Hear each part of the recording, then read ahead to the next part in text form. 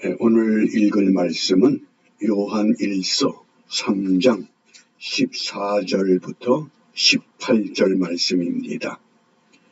묵상의 주제는 3장 18절의 행함과 진실함으로, 사랑을 두 가지 측면으로 소개합니다.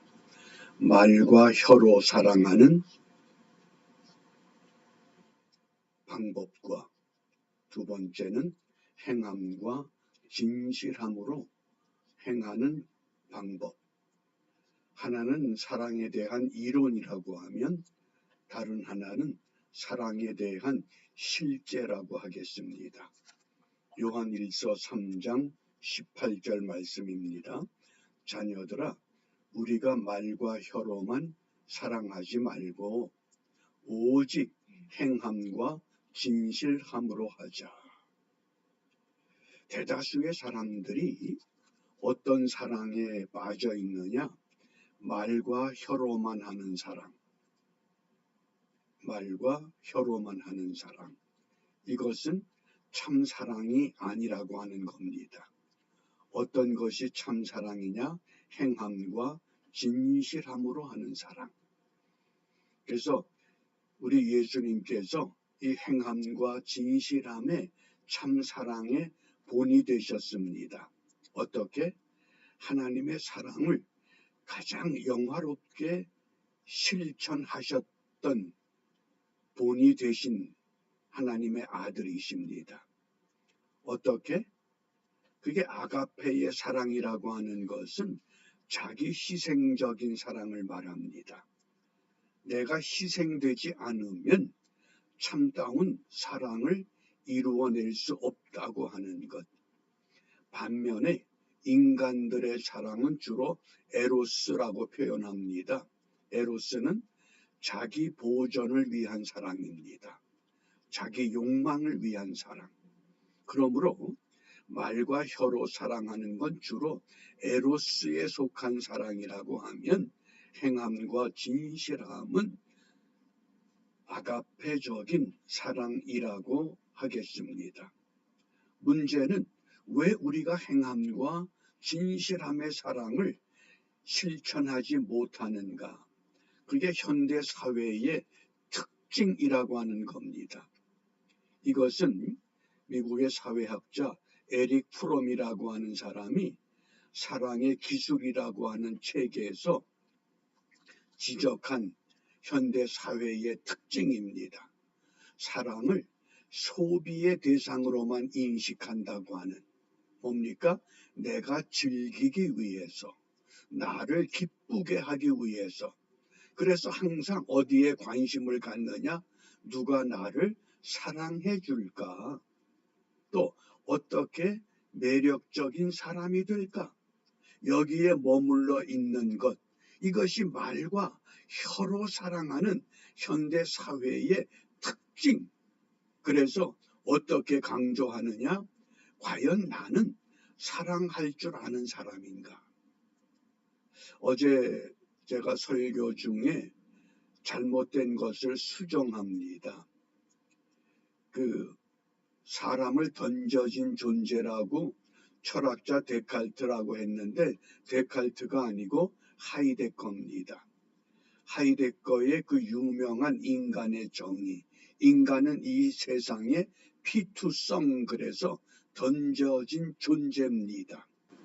데칼트는 우리가 잘 아는 나는 생각한다, 고로 나는 존재한다, 코기토 에르고 숨이라고 하는 그 유명한 말을 남겼던 철학자입니다.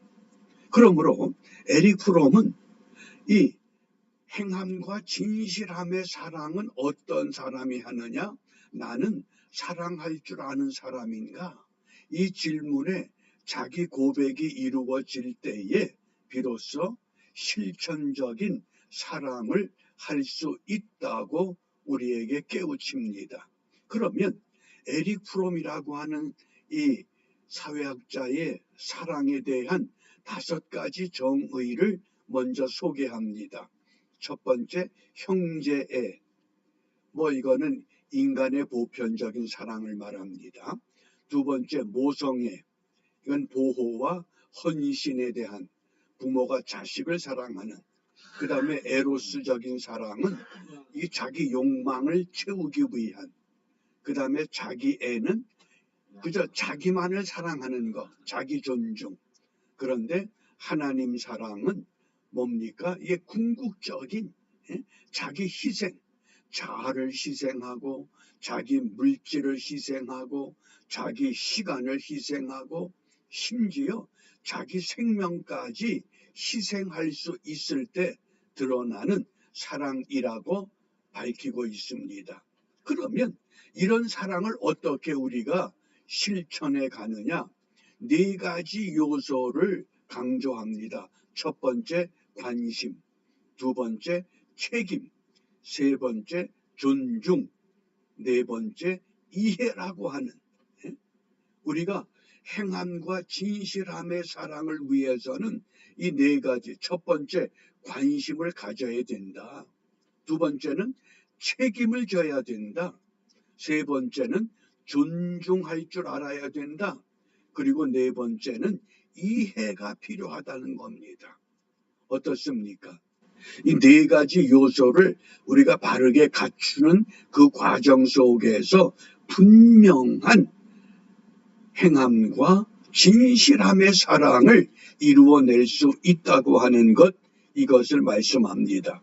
따라서 우리가 사랑하기 위해서는 태어날 때부터 원죄라고 하는 죄를 가지고 태어나기 때문에, 온전치 못한 인간이기 때문에 사랑을 하기 위해서는 반드시 훈련이 필요하다고 하는 것을 강조합니다. 어떤 훈련이 필요하냐?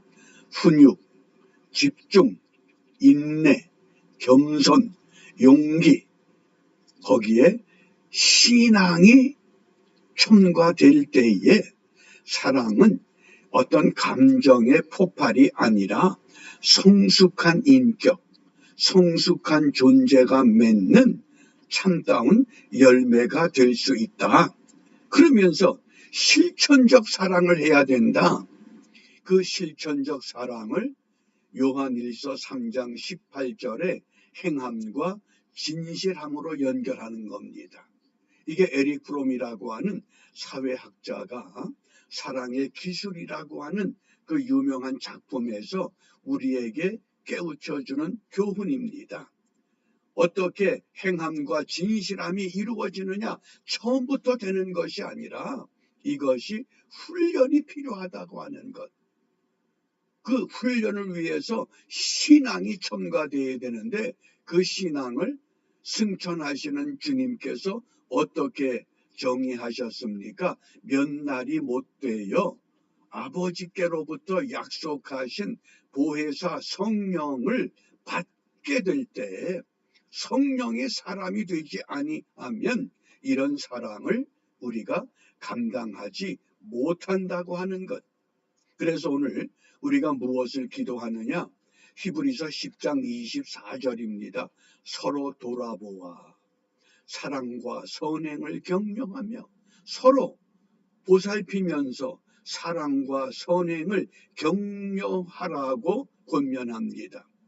이 말씀을 근거로 오늘 기도 제목이 사랑으로 하나 되는 공동체를 세우게 하옵소서.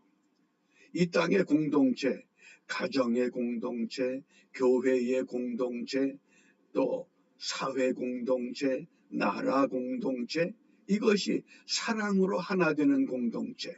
그러기 위해서는 우리 한 사람 한 사람 사랑의 도구로 쓰임받는 사랑의 일꾼으로 승화되어야만 합니다. 오늘 이 동영상과 더불어서 동영상 자료 하나를 보내려고 합니다. 그 리차드 위트컴이라고 하는 장군의 일화입니다. 내용이 긴 것이 있고 짧은 것이 있는데, 짧은 내용 하나를 곁들여서 보여드릴 겁니다. 그 내용에 보면 이 리차드 위트컴이라고 하는 미국의 부산 군수기지 사령관의 사령관으로 임명을 받았습니다. 당시 부산역 화재로 인해서 부산시가 거의 초토화됩니다. 그때 그 창고에 있던 군수 물자를 정부의 승인도 받지 않고 모든 화재 이재민들에게 모든 군수품을 배급합니다. 그러니까 주위의 사람들이 이건 절대 안 됩니다. 그럴 때 단호하게 내가 책임을 지겠다. 그리고는 그 화재 이재민들을 위해서 군수 물자를 전부 다 배급한 겁니다. 정부의 승인받지 않고 군수 물자를 사용했기 때문에 미 의회에 소환을 받고 이제 청문회에 서게 됐습니다. 그때 미국 국회의원들이 당신이 전쟁을 지휘하는 장군으로서 어떻게 군수 물자를 그런 식으로 남발합니까? 그때 그가 남긴 유명한 어록 가운데 하나입니다. 전쟁은 총칼로만 하는 것이 아닙니다. 전쟁은 총칼로만 하는 것이 아닙니다. 그 나라의 국민을 위하는 것이 진정한 승리입니다. 그 나라 국민을 위하는 것. 화재 이재민들이 그 추위에 얼어 죽을 수밖에 없고 굶어 죽을 수밖에 없는 그런 상황에서 군수 물자를 민간인에게 전부 배급해주고, 그래서 이 리차드 위트컴 장군에 의해서 부산의 메리놀 병원이 건립되게 되는 겁니다. 엄청난 사역을 했습니다. 그 동영상의 자료를 제가, 그것이 뭡니까? 행함과 진실함으로 하는 사랑이라고 하는 것. 과거 미국의 장군들, 미국의 시민들이 그런 정신으로 살았습니다. 그 바탕 위에 지금 우리가 세워져 있는데 이것을 흔드는 세력들, 우리가 어떻게 저들을 막아낼 것인가? 방법은 행함과 진실함으로 하자. 우리가 그 신앙을 본받아서 믿음으로 다시 한번 다짐하는 사랑의 도구로 쓰임받는 은총의 하루가 펼쳐지시기를 주님의 이름으로 축복합니다. 기도하겠습니다. 역사의 주인 되시는 아버지 하나님, 세상이 어지럽고 혼란할수록 참과 거짓을 분명하게 드러내 보여주심을 감사합니다. 비옵기는 이 땅의 모든 성도들이 주님께서 보여주신 참 사랑의 가르침을 따라 모두가 진리편에 설 수 있도록 인도하여 주시고, 반드시 진리가 참 사랑이 승리의 열매를 거둔다는 확신과 소망을 갖고 다시 한번 일어서는 복된 하루가 될 수 있도록 축복하여 주시옵소서. 예수님 이름으로 기도합니다. 아멘.